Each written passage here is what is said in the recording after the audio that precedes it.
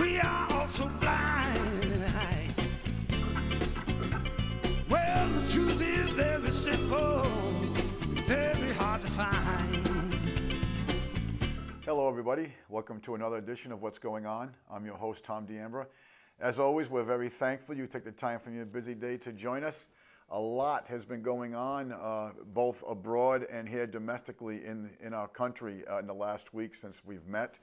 And we're going to get into some events that have taken place in Nevada, particularly with the Clive Bundy situation. But before we do that, I would like to get into some little bits of news that if you get your information off the mainstream media, or as I call it, the dinosaur media, because they're dying. The new ratings came out in MSNBC. I'm sorry, I don't watch them, folks, so I have to apologize. Anyway, they are averaging 500,000 viewers an evening. Cartoon shows have higher ratings than some of the supposed news programs that are on MSNBC. So, folks, you got to understand that what's going on here, I believe, I mean, we've got a lot of examples of this. Newsweek no longer printing.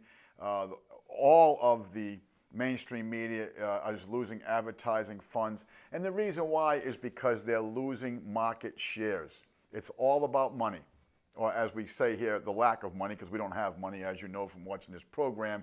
We have Federal Reserve notes, and a note does not encompass money. But anyway, I just want to get into some little bits of things you may have missed on the television set, but you're feeling them in your pocketbook. Okay, a little bit of news from abroad here. As you all know, the United States has kicked Russia out of the G8. Russia really, personally, according to Putin, it doesn't care. They've gone on to other and better things. All the G8 is a political group that's trying to, first of all, they're working for the bankers, and second of all they're trying to do is keep this fiat note instrument you call the dollar into play as the world's reserve currency. But anyway, what the president of the CEO of the insolvent corporation that you call the United States government, being Mr. Obama, basically shut down some funds through the bond markets to Russia in hopes that it would persuade Putin to go along with the international bankers and what they're doing. Well, interestingly enough, Moody's and Moody's Investor Services and Fitch Ratings, they did an assessment, if you would, about what this is going to do with Russia. And I thought if it's going to put them against the wall financially. And their analysis is rather interesting, my friends, and I'm just going to read it verbatim to you. Russian companies facing $115 billion of debt due over the next 12 months will have the funds even as the bond market is shut down because of the Ukraine crisis. It's not because of the Ukraine crisis. The Ukraine crisis was created by the bankers. It's because this is what the G8 has done. Firms will have about $100 billion in cash and earnings at their disposal during the next 18 months. Moody's said in an analysis of the top 47 businesses done on April 11th. So this is most recent. All 55 companies examined by Fitch are well placed to withstand a closed refinancing market for the rest of 2014. Banks have more than $20 billion, this is Russian banks, in foreign currency to lend as the tensions prompted customers to convert into rubles. What's that telling you? They're converting into rubles. They're walking away from the American dollar, from the Federal Reserve note. The amount of cash on balances of Russian companies will committed credit lines from the banks and the operating cash flows they will get and have is sufficient for the companies to comfortably service their liabilities. My friends, I'm not going to go on with the article, but here's what they're saying. You got to understand, my friends, that the bankers use debt as a weapon. They do it with you on a personal basis. They do it with companies. They do it internationally, domestically. They do it with the insolvent corporation that you call the government. Debt is a weapon. And debt is the number one means besides the barrel of a gun to enslave a nation. And this is exactly what they have done. Now, the Russians do not have this, we're talking private companies, they do not have this overburdensome. In other words, the United States is on a 2% fractional banking system. And what that means is that for every dollar of liability that the banks have, they only have literally 2 cents of assets to back that up. In other words, for every dollar of liability, they got 2 pennies in the bank to back that up. And you may say, well, how can that be? How can they lend money when they make loans? My friends, when they make a loan, you create the asset. We've gone over this too many times. We did that whole document, Money Mechanics, that was put out by the Federal Reserve Bank of Chicago. And basically, this was an internal document to teach their people the facade, the game, the sleight of hand that's played on the American people. But the document went public. Okay, and you can get it on the internet. We have read it to you verbatim some years ago. But basically how it works is this, is understand we do not have a money system. Our money system is debt. Federal Reserve, no. Federal Reserve, private for-profit, banking corporation, no. An acknowledgement of debt, any law dictionary. Money does not encompass debt. So we do not have money. That's why I say we do not have money, because everything is debt. But what happens is when you go to that bank or that lending institution and you say, hey, I promise to pay X amount of dollars at X amount of time at X amount of interest, all they do, my friends, is put that promise for you to pay on their ledgers as an asset, and they cut you a check with your promise to pay. That's how it works. If you can find a banker who's up front, they will explain this to you. This is exactly how it works. Now, the Russians, what they're doing is they don't have this 2% system. If they have debt, they have 100% asset, physical, intrinsic asset to back up the debt. So the banker's weapon of the debt scenario is not working with the Russians. Why? Because the banks have not bled them to the point where they not only have no money, but they only have a 2% fractional banking system. We have been bled. They have not. They have the assets to back the debt that the international bankers that are destroying this country are trying to use as a weapon to shove them into a corner. It's not working. Debt is a weapon. Understand this. Anyway, I found that very, very interesting that even English and British investment firms that give out an analysis and ratings of different companies are even saying, if you read the caption of this article was, Putin smiling at the closure of the bonds. He doesn't quite care. He knows that the American dollar is losing value every day. The rest of the world is hip to the facade. Not the American people, though, but the rest of the world is hip to it.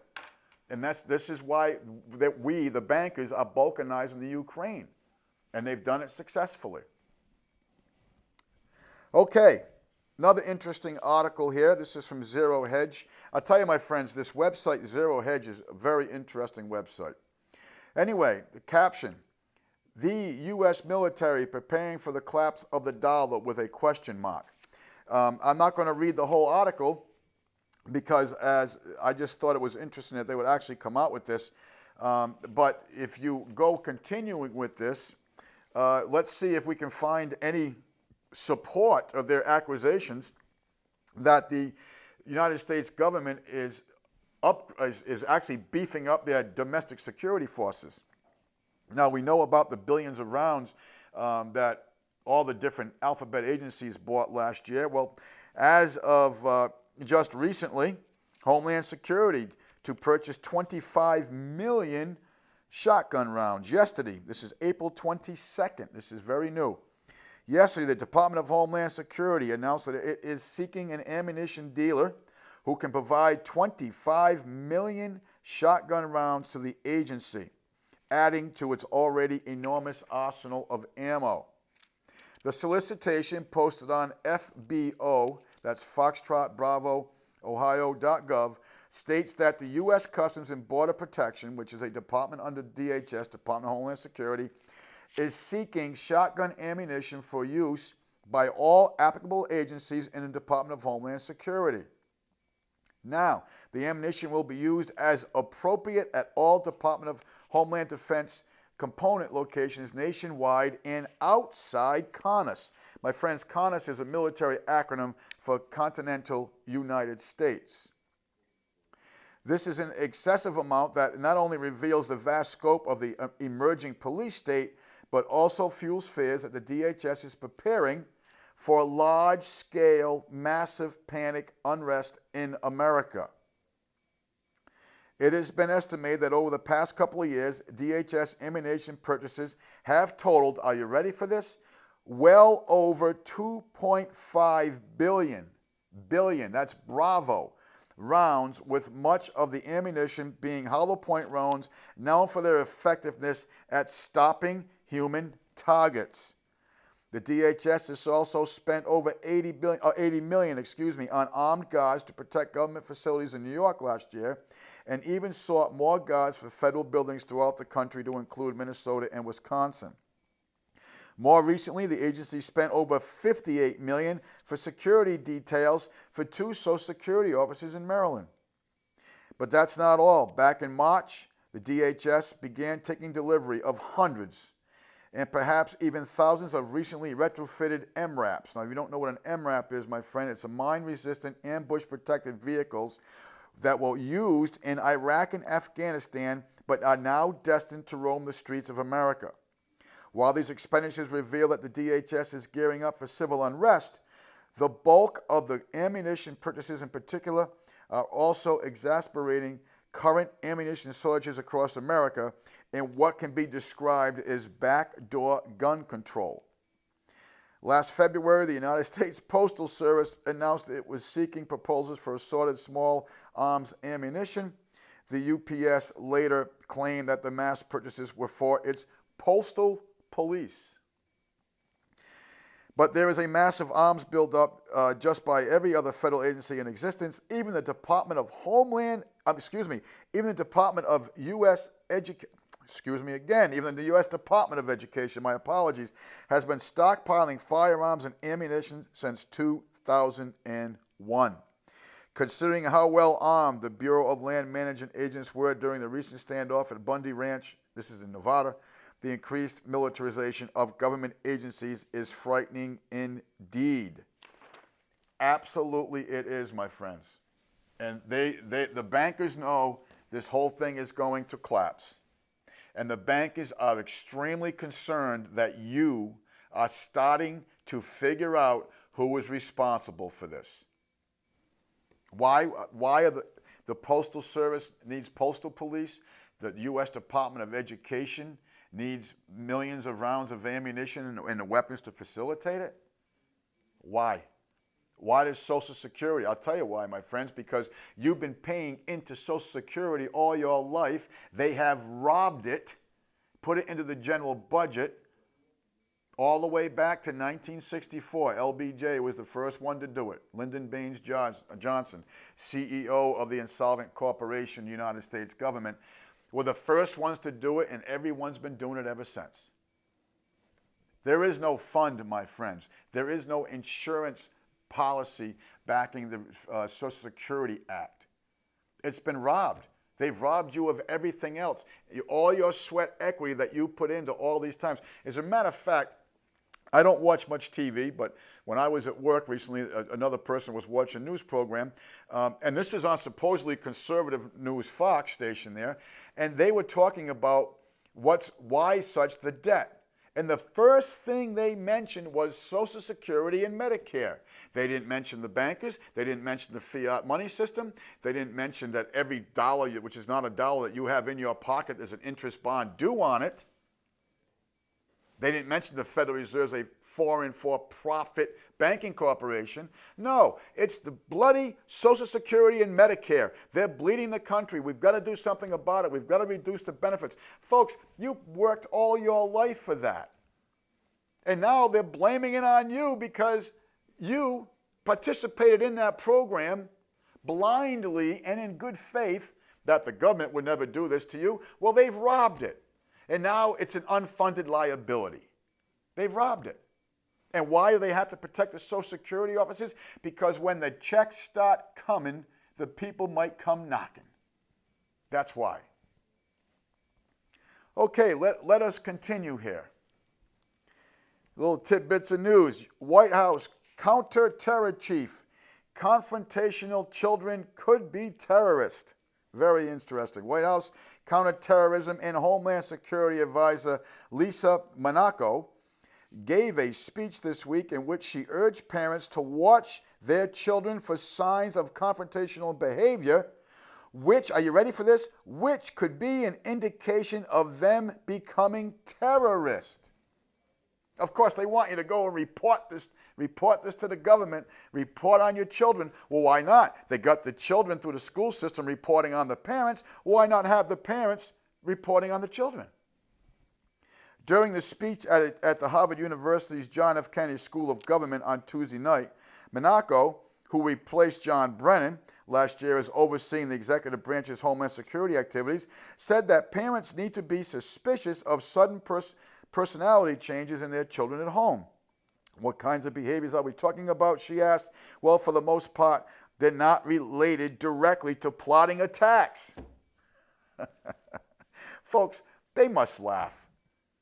They must really, really laugh and say, okay, what are these gullible fools going to believe today? What kind of lies and propaganda can we get these gullible fools to swallow today? They're more subtle. For instance, parents might see children personality changes in their children at home becoming confrontational. The government is rarely in position to observe these early signals. So I encourage parents to act as watchdog to detect radicalization in line with President Obama's goal of combating homegrown terrorism. I'm not even going to go on. It is unbelievable. Now, what do they call a terrorist here? Okay. Demonizing Homeland Security study leaked in 2012. Actually, let's go back one before that. Let's talk about the MIAC report that we read to you verbatim, probably, I'm going to say 2 years ago, the Missouri Information Analysis Center document, where basically people who owned gold, people who had Ron Paul bumper stickers, people who were suspicious of centralized federal authority, people who were reverent of individual liberty. Think constitutionalists, homeschoolers, people at that time who had more than 30 days worth of food in their house. Now it's down to 7. Look it up. We read it to you verbatim some time ago. Okay? You are a threat. So Lisa Monaco's speech and the federal government's track record of assailing both banal behavior and political activism as potential terrorism serves as a reminder that the war on terror has been focused inwardly against innocent Americans, making it all the more harder to detect actual terrorists. My friends, we support the terrorists. Just this week, I could not confirm the information, so I did not present it to you, but I'm sure I will have a definite yay or nay by the next filming of this program, that we now have put into Syria. Of course, we put Al-Qaeda in Syria. You know what Al-Qaeda has called it, the CIA, jokingly? Al-CIA. Al-CIA. My friends, Osama bin Laden, who, by the way, died in 2002 from renal failure. Yes, here's a man who orchestrated all the events of 9/11 from a cave while he needed dialysis every 3 to 4 days in Bora Bora, Afghanistan. No electricity, not a telephone, not a radio, but he orchestrated all this big event, and he was getting dialysis every 3 to 4 days in a cave in Bora Bora, Afghanistan. Just unbelievable. Like I said, they must laugh every day. They must laugh every day. It's unbelievable. But my friends, we have, from different reports that are out there, this week, early part of the week, we put into the hands of Al-Qaeda, Al-CIA, the newest top-of-the-line Stinger missiles. And what they are is they are shoulder-launched missiles to shoot down aircraft. There's a homing device in the missile that actually targets the heat source, the engines, of the aircraft. Think of this. Think of this. This is I'm sure it's true. There's just certain websites I have confirmation in and confidence in, and I couldn't confirm it, so I'm not going to read it to you verbatim, but I do believe it to be true. And why? Because the websites that are on have been very truthful in their information. And the other thing is, history shows me that we've done this stuff. We've given them shoulder-launched missiles before. We've transported them all over the world to different countries that we need them to go in as agent provocateurs. Iraq, Afghanistan, Libya, Mali. I mean, it goes on and goes on and goes on. Now, just yesterday, we killed, after 3 days of drone strikes in Yemen, what are we doing droning the people in Yemen?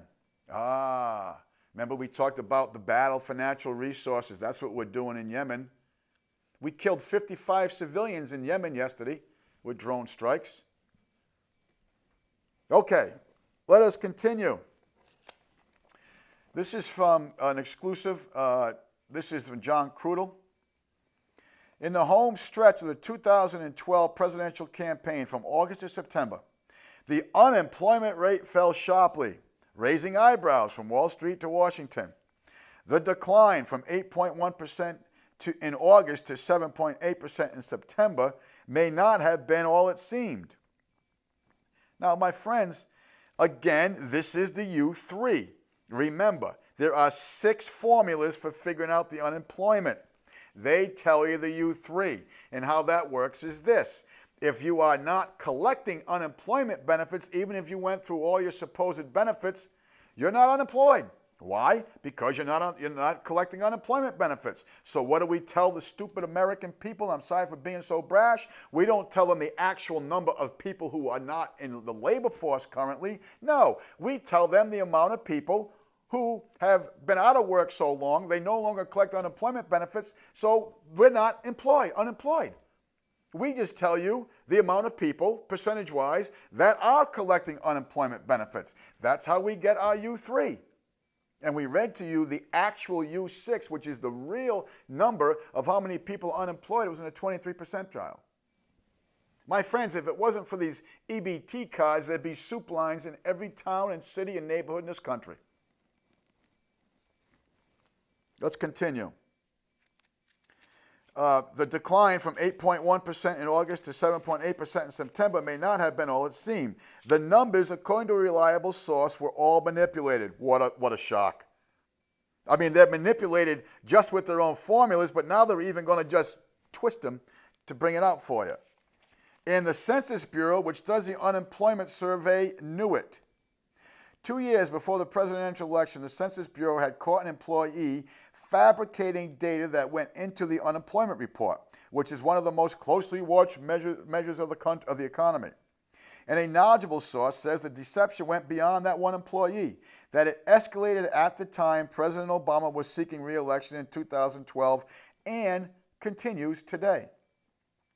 He's not the only one, said the source, who asked to remain anonymous for now, but is willing to talk with the Labor Department and Congress if asked.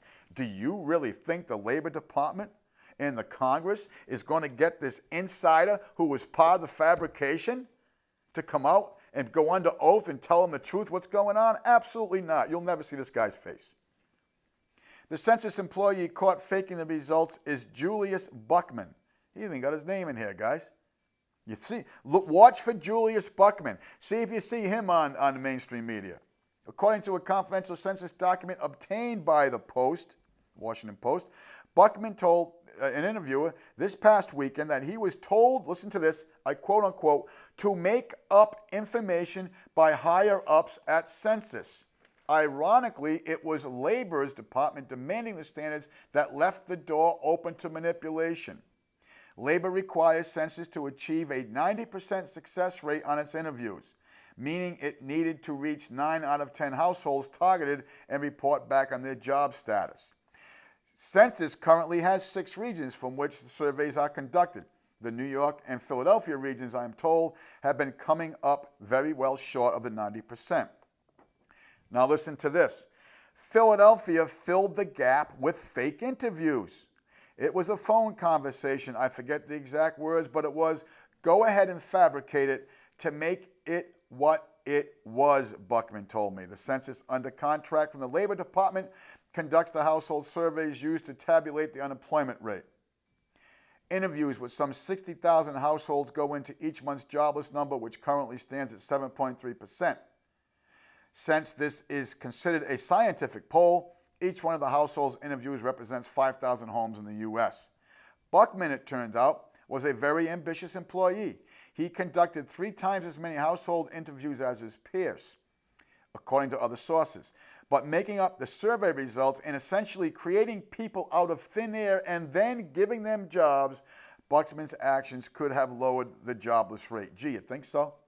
If each one of these people represented 5,000 households and he's just creating this out of thin air under orders from his superior, do you think it might have fluffed the numbers for Obama and the government?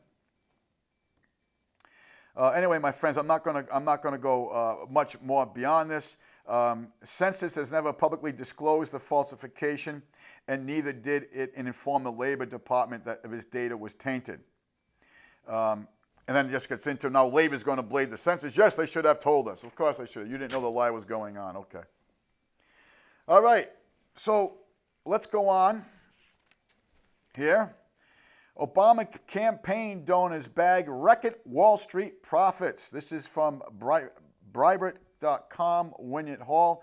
Americans on Main Street may have a bleak outlook for the economy in 2014, but President Barack Obama's Wall Street campaign donors and friends are scoring record profits off the Obamacare debacle, a reality that may further complicate Democrats' income equality message when voters head to the polls in November. I don't believe it for a second. I don't believe it for a second. The only thing the American people know is they are so caught up in the divide paradigm of left and right and all the rest of it, Democrat, Republican.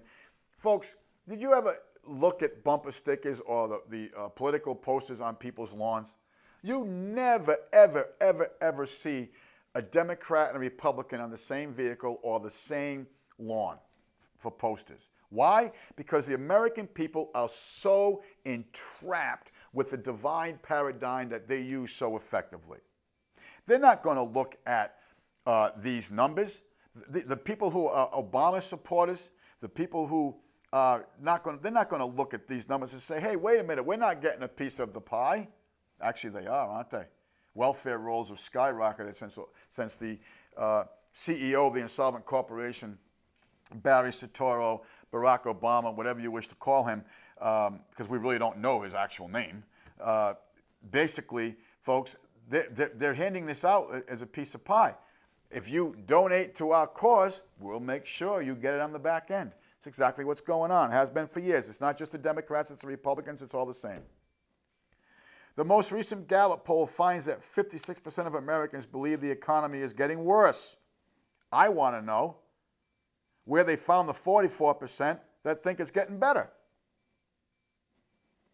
For Obama's big money backers, however, the Obamacare has generated massive profits and contracts. In 2008, the healthcare industry contributed an astounding, are you ready for this, $22.5 million to Obama, a sum nearly 3 times greater than it donated to his Republican challenger. Their investment has paid off very well in 2013 as the healthcare sector index gained well over 37%, making it the S&P's 500's best performing sector. That means big gains for Obamacare. Big donors, notes the General Accountability Institute President Peter Schwarzweiser. Unbelievable. Unbelievable. And in the meantime, what's going on with your, well, you can keep your doctor. No, you can't. You can keep your insurance policy. No, you can't. Everyone's premiums have gone up. Everybody. Name one that's gone down. And now, folks, because of Obamacare, guess what's, if you're in the medical field, you're the actual person taking care of the patient, guess what? The Medicare and Medicaid costs are going up, but the benefits paid to the companies and people that actually do the work is going down. I just got done reading an interview that was done, and literally 42% of doctors are contemplating getting out of the medical field because of Obamacare. Do you think this was done just everything is done on purpose here, folks? At one time, before the government was involved in our healthcare system, we had the #1 healthcare system in the country. The lowest cost, the best care. Now what do we have? We had the highest cancer rates, the highest illiteracy rates, the highest autism rates, the highest sickness. It goes on and goes on and goes on. Some cancers are going up, folding by thousands of percent. Children being born with cancer. Is anyone curing cancer? I remember about 5 years ago, the Red Sox were doing, a cancer drive, and they had some speakers on there between the innings and so forth. And this one person came out and said, I think it was from the Leahy Institute, he came out and said, we're 1 year away. Donate today. Donate now, folks, because we're so close. We're 1 year away from curing cancer. What's going on since then? You ever researched the American Cancer Society? How much property they own? How much money their people make? Folks, before you start giving to these different organizations, do a little research. Find out what is the percentage of actual money that you're giving is actually going to wind up to the recipients of the people who need it. You'd be shocked at what you'll read. So we had this phenomenal healthcare system. We were a healthy, vigorous people. Our food wasn't being poisoned. There wasn't SV40, thrombicerol, fluoride in our vaccinations. There wasn't fluoride in the water. What's going on with it? The government has come in through NGOs and through the statutes and so forth and destroyed it. And now they're putting the finishing touches. They're digging the grave. Okay, so if you were a big donor that gave to Mr. Obama for his campaign, you are receiving record profits. Well, how is the rest of it going for everybody here? Here we go. Ready for this one? Tax day. Tax revenue sets all-time record. Tax revenue hit an all-time record of $1.428 trillion tango dollars from the beginning of the fiscal year, October 1st through April 15th, which is the deadline for filing federal tax returns, if you're liable for it. Each business day, the Treasury, not the U.S. Treasury, the Treasury publishes a statement summarizing the government's accounts as of the close of the previous business day. Well, my friends, as of the close of April 15th, according to the daily Treasury statement, the Treasury has taken in $1.428 trillion in taxes so far the fiscal year. That was $79 billion more than the $1.349 trillion the Treasury collected in 2013. Prior to this, the highest federal tax intake tax day, April 15th, concurred in fiscal year 2008 when the government collected $1.391 trillion. And what was going on in 2008? You were losing billions and billions of dollars in the stock market through manipulation. So they're doing just fine because you cooperate with the bankers. And where does this money go? And we've talked about this. We read the Grace Committee report to you verbatim many times.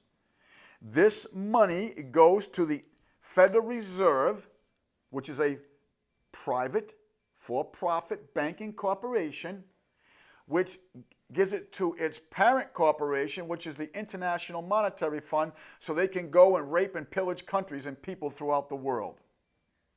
This is where your income tax money goes.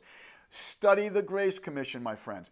Not a penny of your income tax money goes to what you would consider the daily operations of the insolvent corporation that you call the U.S. government. Not a penny of it. It goes to the IMF so they can rape and pillage other countries. John Perkins' book, The Economic Hitman, details magnificently the operations and the MO of what these people do.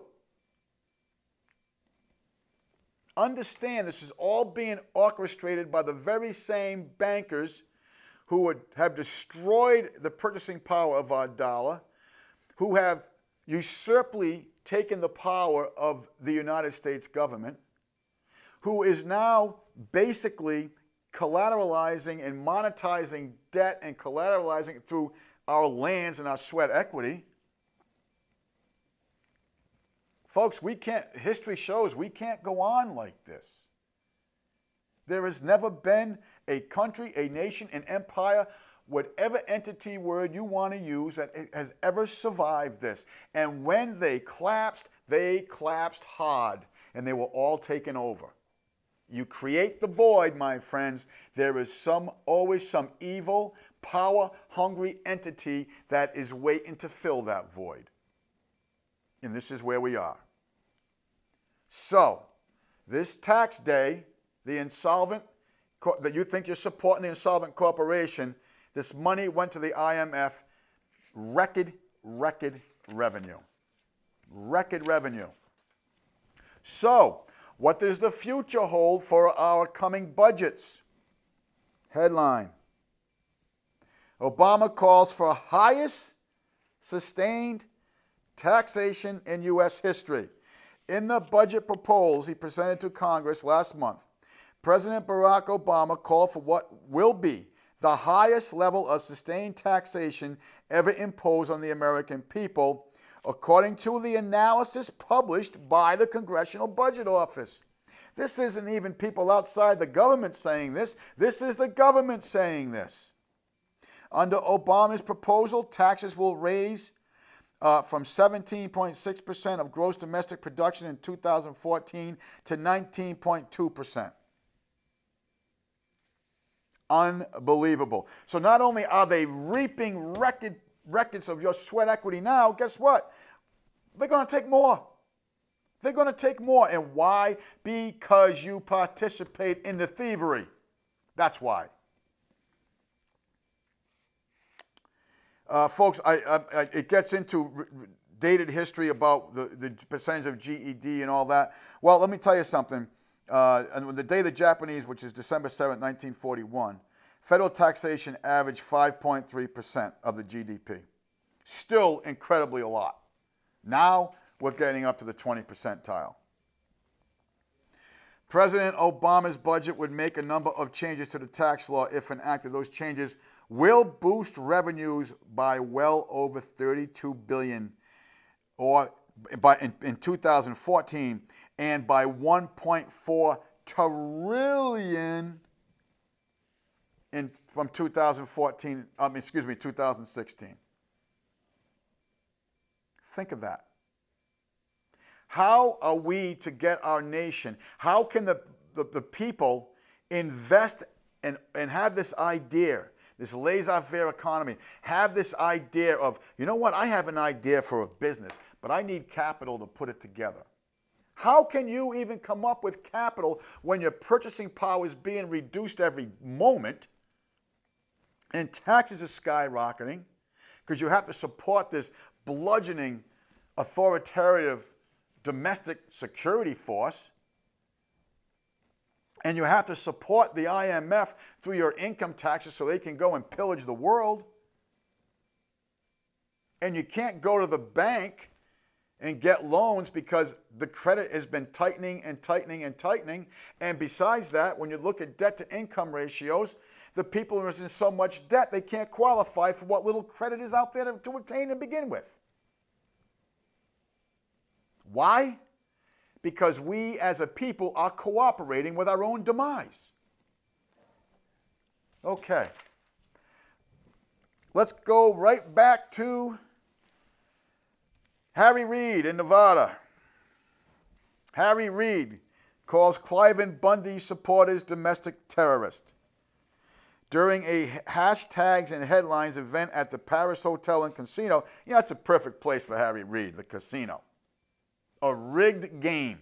You walk in the door, the whole thing is rigged against you. You walk in the voting booth in Nevada, the whole thing is rigged against you. When you study Harry Reid, my friends, this is one of the biggest corrupted political politicians that the bankers have in their ploy. No doubt about it. Before the elections, all his polls are down. It's unbelievable. Then the election comes along, and remarkably so, Harry Reid wins by the skin of his teeth again. It's unbelievable. Reid referred to Bundy supporters as nothing more than domestic terrorists. I repeat, he added, What happened there was domestic terrorism. Reed was referring to the standoff on Saturday in Bunkersville, where Bundy supporters, some of whom were armed, forced the Bureau of Land Management agents to back down and release around 380 head of cattle belonging to Bundy that had been seized over the course of the previous week.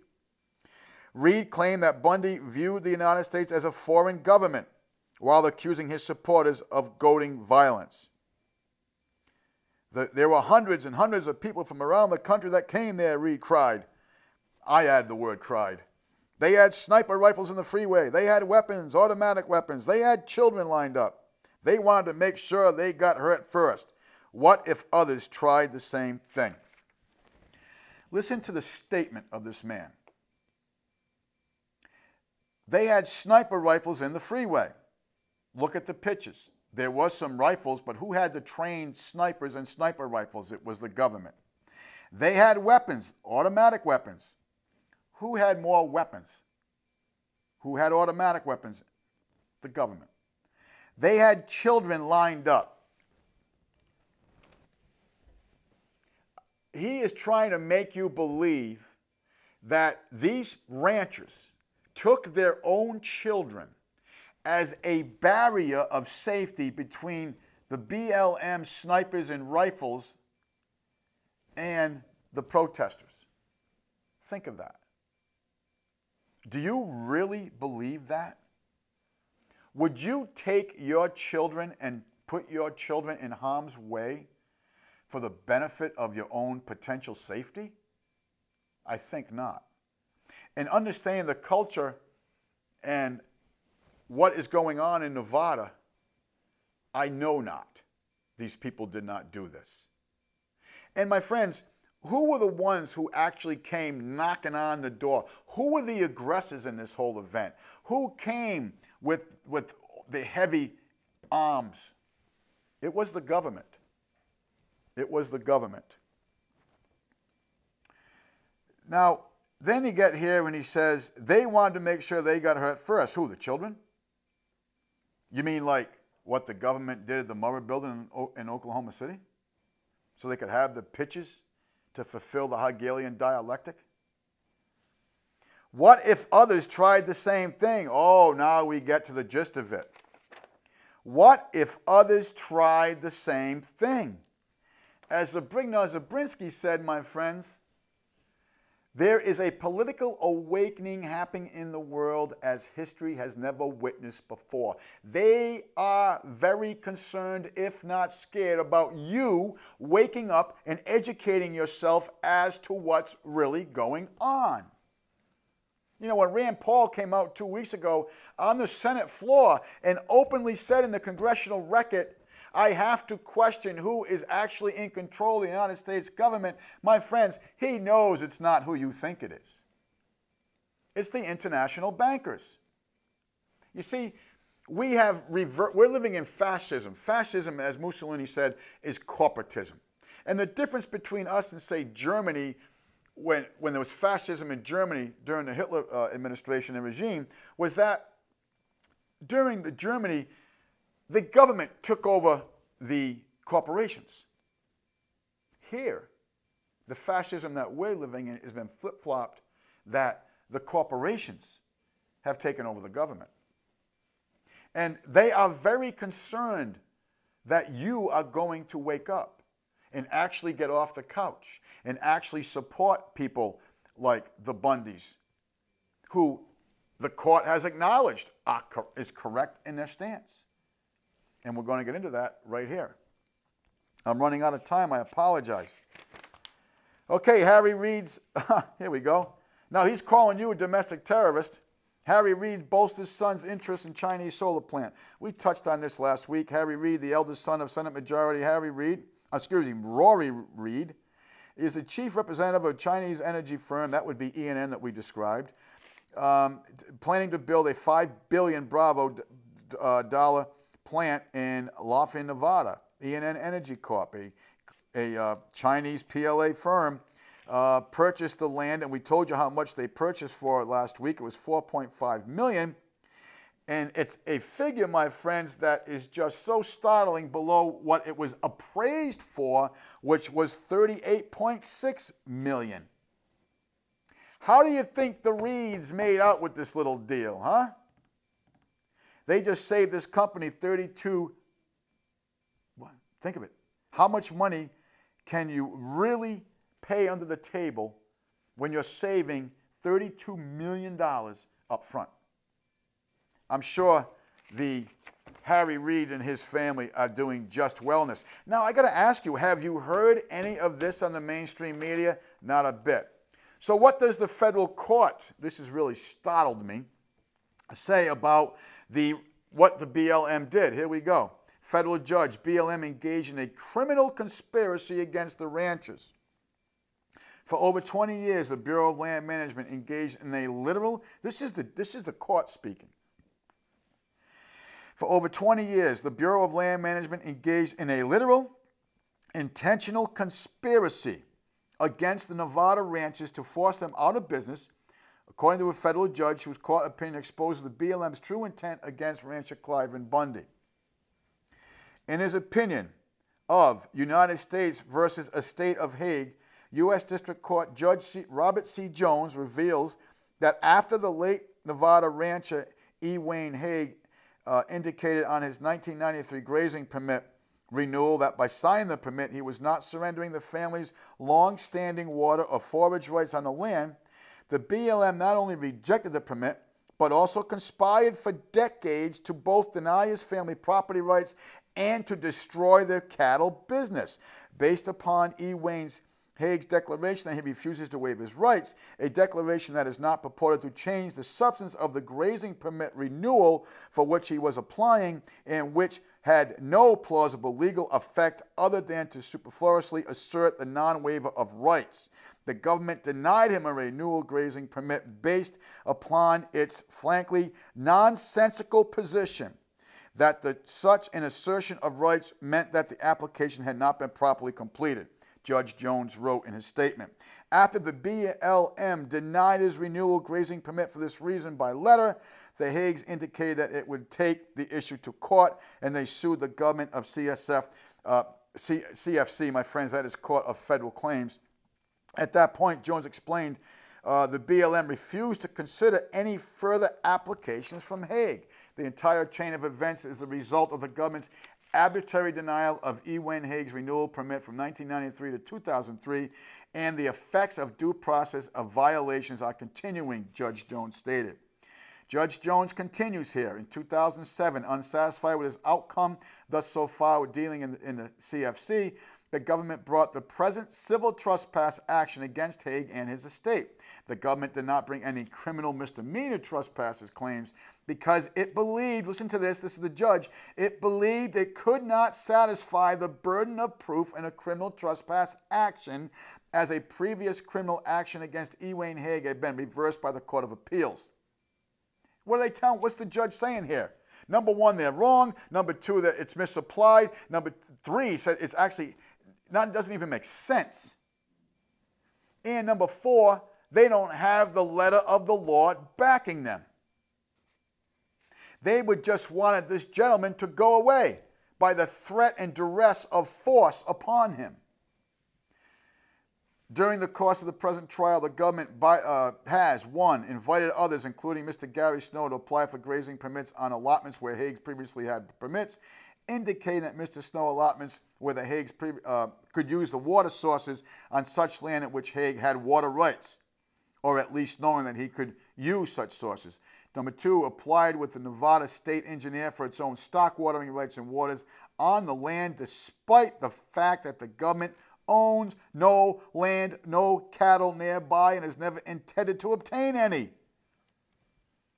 but rather for the purpose of obtaining rights for third parties other than Hague in order to interfere with Hague's rights. Now we come to the gist of it, my friends. They don't own the land. They don't own the rights to the land. But what is this whole thing about, according to Federal Judge Jones? Listen to what they're saying.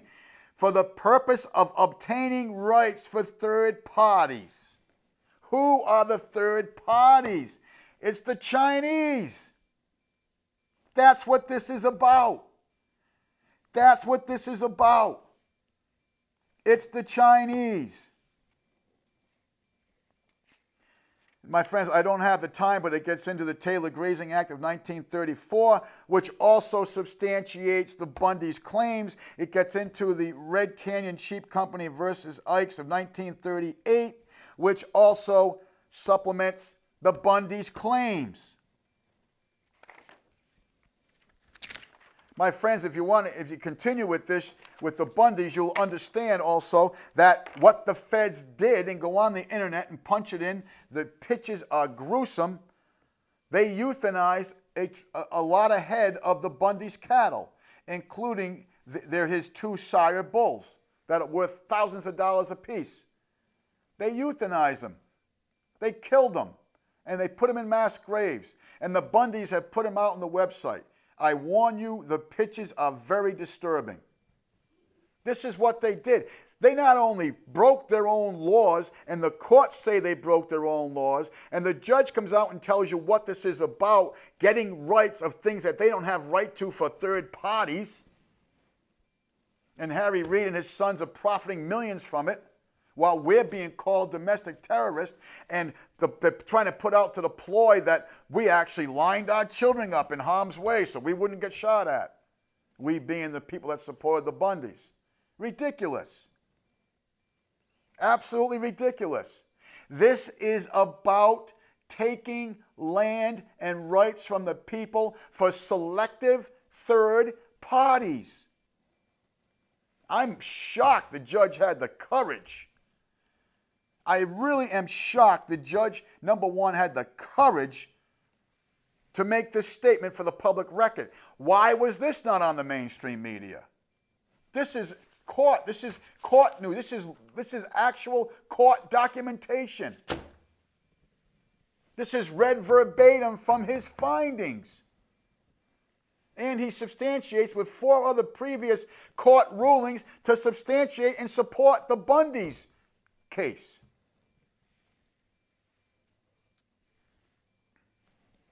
Now, what's come out of this and other events like this is fantastic. Again, my friends, they are scared that you are going to educate yourself and get involved. And I'm not talking about with the barrel of a gun. I'm talking about activism. As I tell all the people I speak to, education is our best ammo. We still have the means available to us at the grassroots and local level to gain control.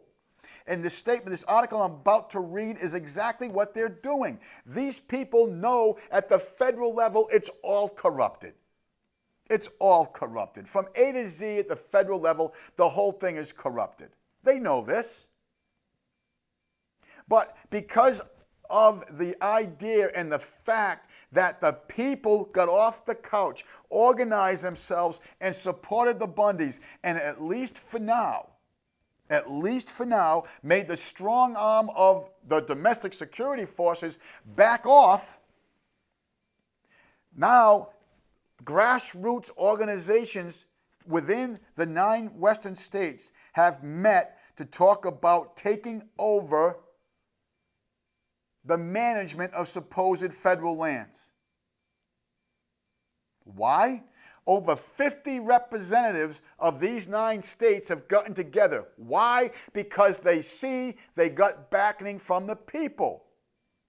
Are you going to go to battle for anybody or anything that doesn't have the courage or the will to battle for themselves first?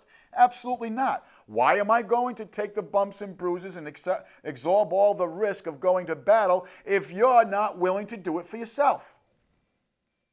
And when I say battle, I'm talking about activism, getting involved. Now, this is one of, I really got a kick out of this website, my friend. I'm a former Marine, and USMC, we used to say jokingly amongst ourselves, stood for Uncle Sam's Misguided Children. I still chuckle about that. Well, this news site that I got this from is actually called Uncle Sam's Misguided Children. So of course, they took this from some other websites, Newsmax and InfoWars and some other ones.